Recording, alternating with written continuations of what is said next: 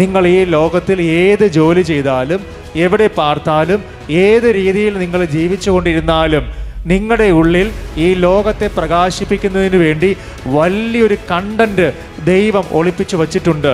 അതിനെ കണ്ടെത്തുന്നിടത്താണ് നിങ്ങളുടെ വിജയം ആരംഭിക്കുന്നത്. ദാവീദിനെ നോക്കണം. ദാവീദ് ഒരു ഇടയ ബാലനാണ്.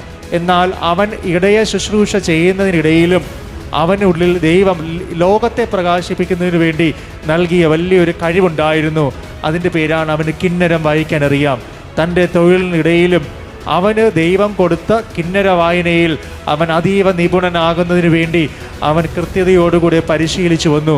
ഈ പരിശീലനത്തിൻ്റെ ഫലമെന്നത് ദാവീദ് കിന്നരം വായിച്ചാൽ ദുരാത്മാക്കൾ ഇറങ്ങിപ്പോകത്തക്ക രീതിയിൽ അവന് ദൈവം കൊടുത്ത കിന്നര വായനയെ പരിശുദ്ധാത്മാവിൻ്റെ അഭിഷേകത്താൽ ദൈവം നിറയ്ക്കുകയാണ്. അവൻ എവിടെ പോയാലും അവനൊരു വെളിച്ചമായി മാറുകയാണ്. ശൗൽ രാജാവിൻ്റെ സന്നിധിയിൽ അവൻ പോയി നിൽക്കുമ്പോൾ അവൻ അവിടെ ഒരു അത്ഭുതമായി, അവൻ അവിടെ ഒരു പ്രകാശമായി മാറുകയാണ്.